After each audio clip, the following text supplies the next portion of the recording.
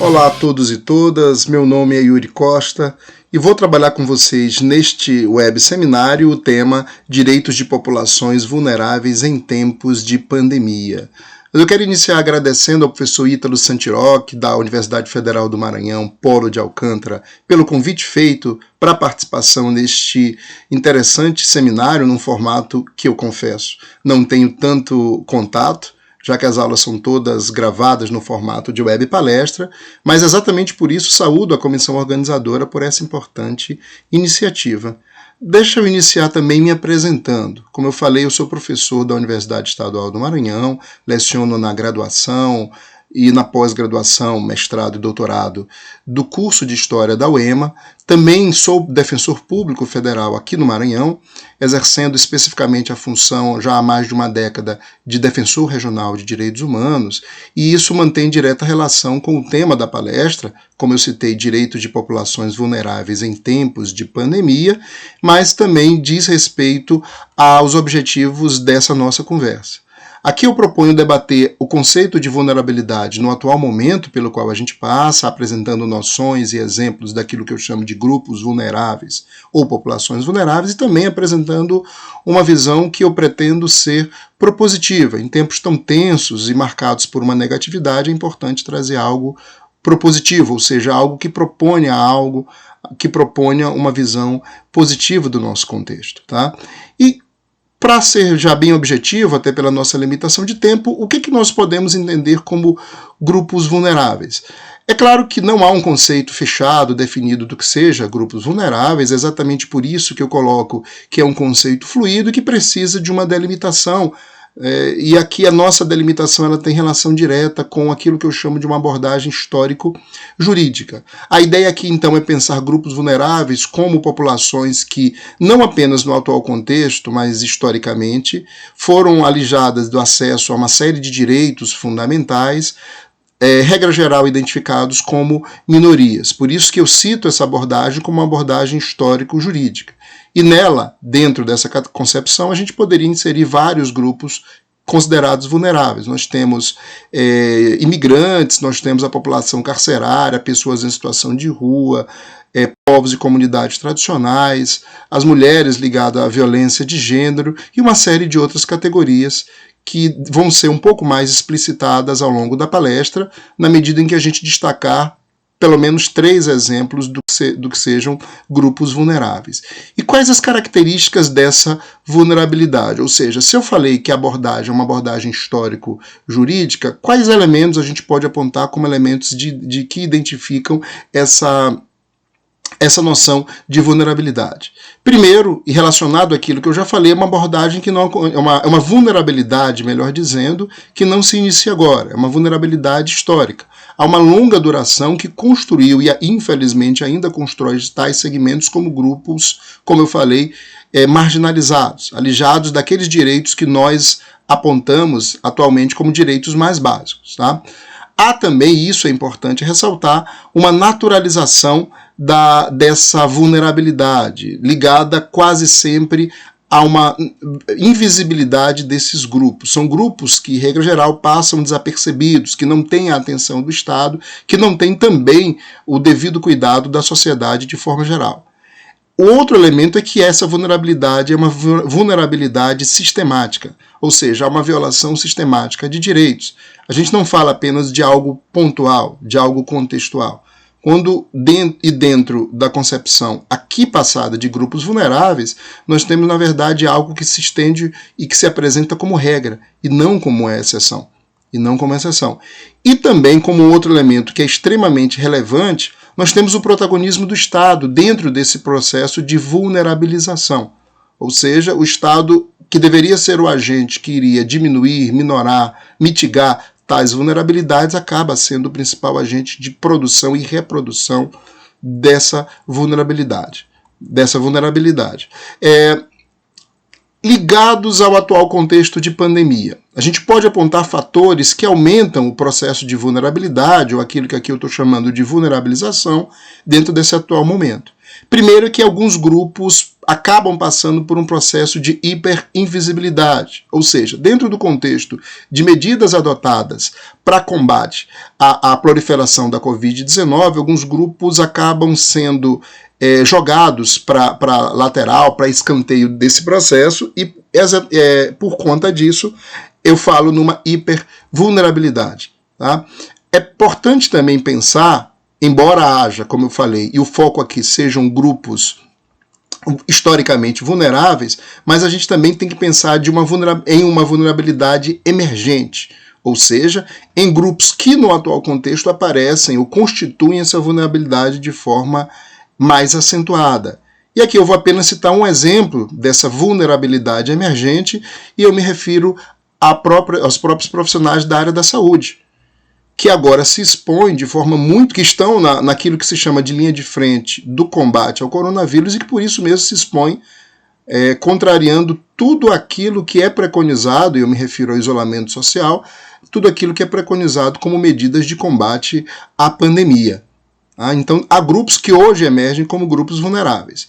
Mas, ainda falando de forma mais ampla sobre a vulnerabilidade, sobre os grupos históricos juridicamente vulneráveis, essa vulnerabilidade no atual contexto da Covid-19 se relaciona diretamente com uma insegurança.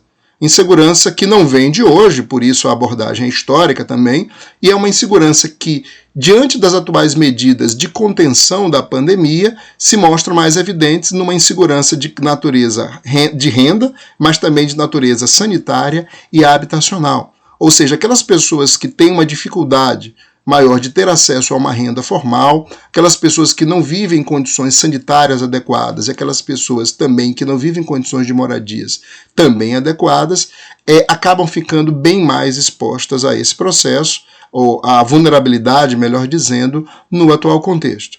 Tá? É importante também ressaltar, pois são categorias que se relacionam àquilo que a gente está discutindo aqui, a diferença entre uma vulnerabilidade econômica, que é aquilo que predomina de fato em nosso país, que expõe essas populações àquelas diferentes percepções de vulnerabilidade às quais eu já fiz referência, da chamada vulnerabilidade organizacional, que acaba sendo um conceito mais jurídico, mas que diz respeito a uma vulnerabilidade que não necessariamente tem relação com aspectos econômicos. Regra geral, como eu falei, nós associamos a vulnerabilidade a pessoas em situação de pobreza. Mas, na verdade, essa vulnerabilidade ela pode ser organizacional. Nós vivemos perceptivelmente num contexto onde pessoas, independentemente da renda, hoje estão numa exposição a uma situação de vulnerabilidade extremamente acentuada. Daí porque a distinção que eu procuro fazer aqui entre uma vulnerabilidade econômica e outros tipos de vulnerabilidades que aparecem no atual contexto, como vulnerabilidade organizacional. Tá? Ligado ao contexto também de pandemia, eu gostaria de destacar outra categoria relevante que tem relação com a ideia de excepcionalidade. Nós falamos, sobretudo do ponto de vista histórico, muito em regimes de exceção. O regime instaurado pós-64 é um regime militar de exceção.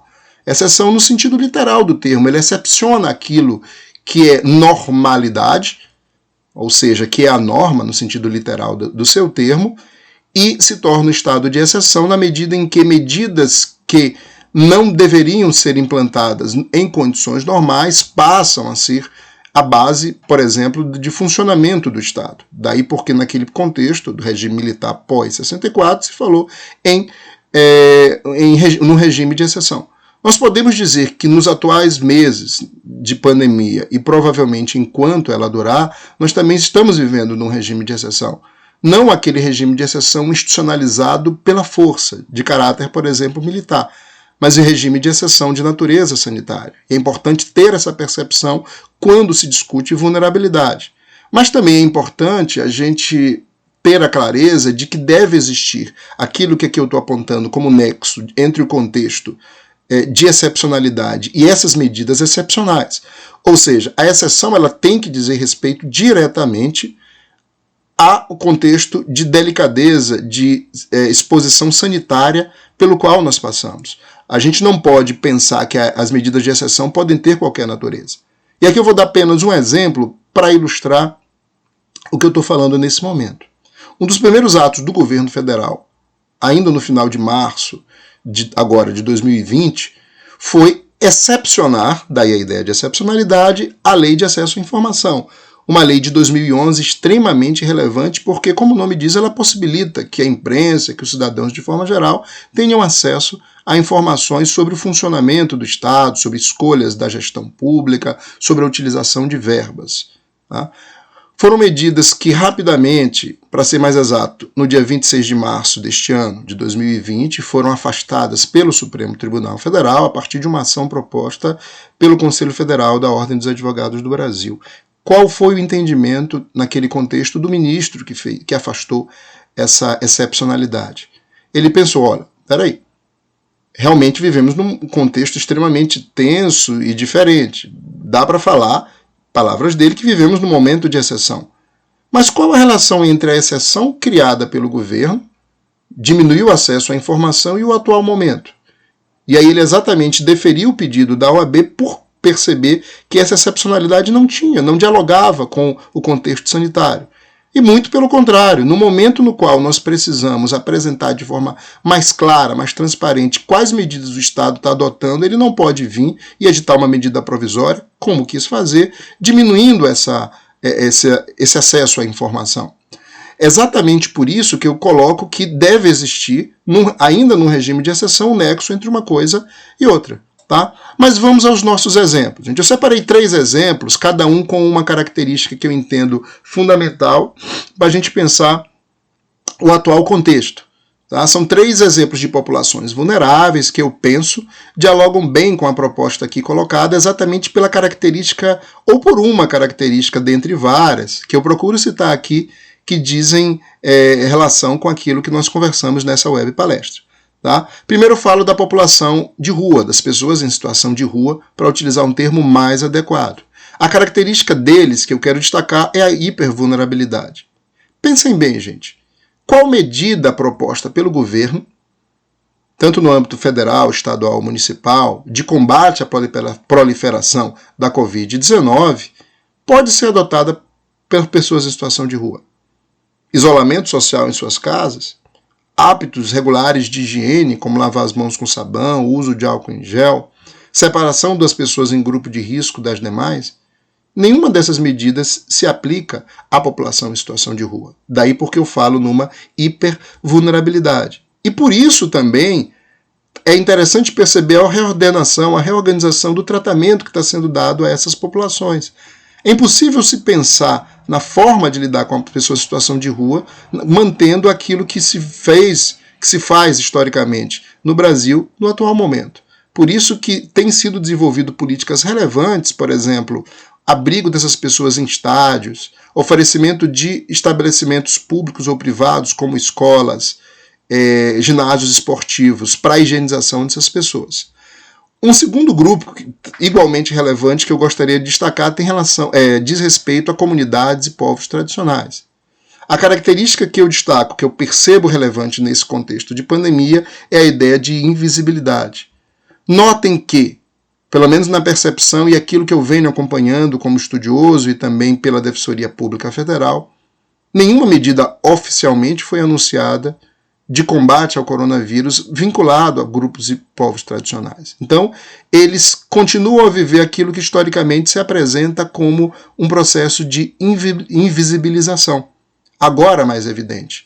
E quando a gente fala dessas populações de comunidades e povos tradicionais, indígenas, quilombolas, ribeirinhos, pescadores artesanais, quebradeiras de coco babaçu aqui do Maranhão, a gente está falando de grupos que têm elementos político-organizacionais bem peculiares. São grupos, para quem conhece essas comunidades, cujo o processo de organização, de militância, de atuação, de interação, passa basicamente pela presença física, pela realização de atividades coletivas, reuniões, pelo contato direto. Isso faz com que nós tenhamos aqui, nesse contexto de pandemia e de isolamento social, nós tenhamos uma limitação muito grande nesses elementos político-organizacionais, o que pode comprometer e está comprometendo muito a sobrevivência, a reprodução física e cultural desses grupos. E um terceiro e último grupo ao qual eu gostaria de dar destaque são os trabalhadores informais. E uma característica relevante aparece dentro desse contexto, que são os próprios limites, ou o próprio limite à ideia de informalidade que caracteriza tais grupos. Ora, são trabalhadores informais exatamente porque eles não conseguem acessar aqueles instrumentos, aqueles procedimentos, aquelas instituições que, segundo o Estado se organiza, dão esse caráter de formalidade à atividade laboral, ao trabalho. Exatamente por isso que eu falo que esse é um contexto que escancara um pouco os limites dessa informalidade. Como chegar, como ter acesso em tempos de isolamento social e em tempos de políticas desenvolvidas pelo Estado brasileiro para dar, por exemplo, uma renda mínima para essa população? Como acessar esse grupo? Como acessar os trabalhadores informais? E aí nós percebemos claramente no atual contexto um esforço enorme do Estado brasileiro em tentar acessar através de cadastros, através de acesso ao CPF, a dados da Receita Federal, grupos que em boa parte deixam evidente aquela característica que eu citei no início da nossa conversa, que é a ideia de invisibilidade. É um grupo invisível do ponto de vista das relações de trabalho e da relação que eles têm com o Estado, mas que agora tem que aparecer de alguma forma. Essa visibilidade que se tenta dar aos trabalhadores informais caracteriza, ao meu ver, muito o esforço que está se fazendo nesse momento, sem precedentes, para poder dar acesso a essa população a meios de subsistência, a uma renda mínima. E aí nós, já caminhando um pouco aqui para o encerramento da nossa conversa, eu queria refletir sobre alguns elementos bem específicos. Primeiro, a necessidade, no atual contexto, e aqui começa a minha abordagem necessariamente propositiva, como eu me comprometi com vocês, da proteção a direitos humanos. Então, os direitos humanos é uma categoria fundamental neste momento, é preciso discutir muito sobre o que é direitos humanos, sobretudo num país onde nós temos uma carga de preconceito extremamente grande. Se tem a noção de que trabalhar com direitos humanos é trabalhar apenas com população encarcerada, com a defesa de réus em questões criminais, por exemplo. Direitos humanos, pessoal, lida com aquilo que é mais básico. E num contexto como esse, onde a gente vê limitado direitos, liberdades, que nós pensamos talvez que nunca seriam delimitadas, para nós, população que não se enquadra naquele perfil de população encarcerada, de réus em processos criminais, o conceito de direitos humanos e o seu reforço e promoção apresentam-se fundamentais.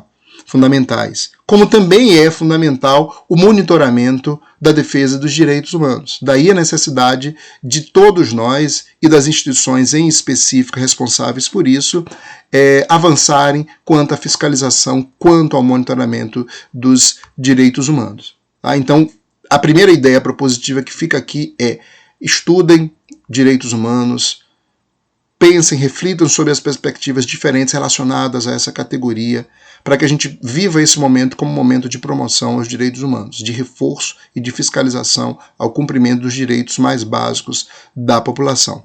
Tá? Uma outra reflexão que eu quero fazer, já de fato encerrando a minha fala, é que mundo nós teremos após esse contexto de pandemia.